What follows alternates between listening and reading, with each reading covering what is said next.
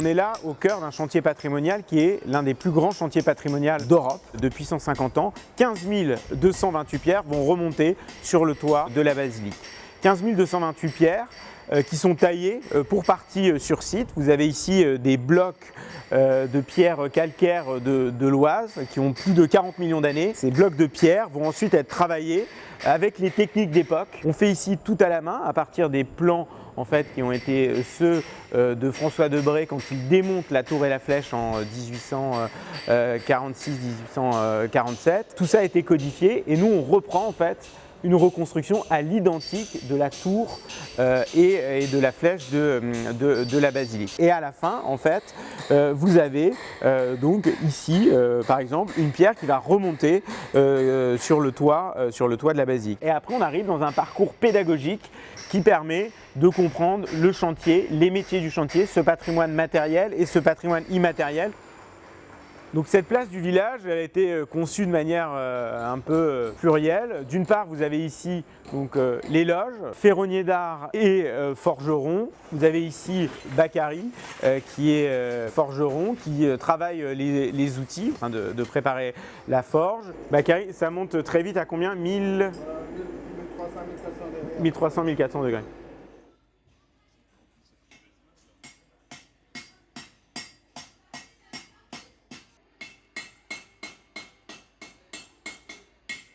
Le métal ici qui est fondu, qui est séparé et qui permet après de travailler les outils et de soit les faire, soit les réparer. L'autre loge, c'est la loge des tailleurs de pierre. Vous avez donc Frédéric et Délivrance qui sont tailleurs de pierre et qui montrent et aussi enseignent aux enfants puisque ces espaces ici et cette place ici a vocation aussi de lieu et d'espace d'éducation artistique et culturelle, d'accueillir des classes, des entreprises, de métiers d'art, de métiers de la main, de métiers du geste interviennent, ont un lieu d'expression. On a 130, 140 compagnons, artisans qui vont intervenir durant le temps de la reconstruction de la tour et de la flèche. On a une dizaine de métiers d'art. On a un chantier école, on peut accueillir effectivement des jeunes en apprentissage.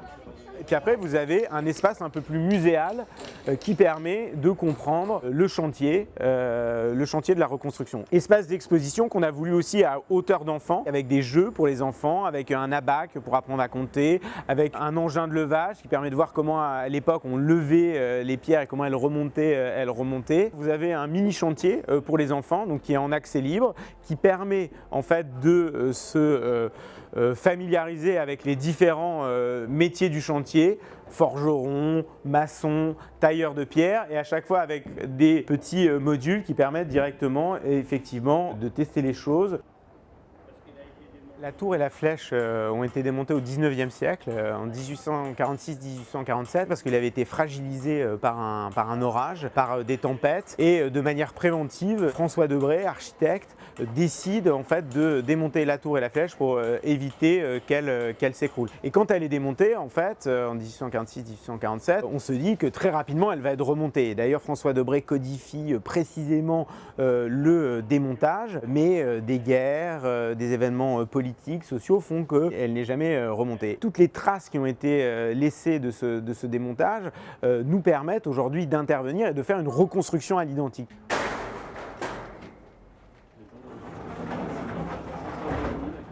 La reconstruction de la tour et de la flèche effectivement reste un peu dans les esprits depuis son démontage avec la présidence de François Hollande et donner en fait l'autorisation par l'État de relancer un chantier. L'État dit aussi collectivité territoriale, ce projet de reconstruction, vous devez le financer. Et c'est à partir de là que Suivez la flèche est créé et cherche un modèle de financement auprès des départements franciliens avec le fonds de solidarité qui va amorcer en fait les financements du projet. On est aux alentours de 20 puis 22 millions d'euros. La région Île-de-France avec Valérie Pécresse qui finance à hauteur de 5 millions d'euros. Puis la métropole du Grand Paris avec Patrick Ollier aux alentours de 4 millions et demi d'euros. Cette coalition d'acteurs publics au départ, rejoints par des acteurs privés ensuite, permet d'avoir une grosse partie du budget qui s'élève pour l'ensemble de l'opération à 38 millions d'euros.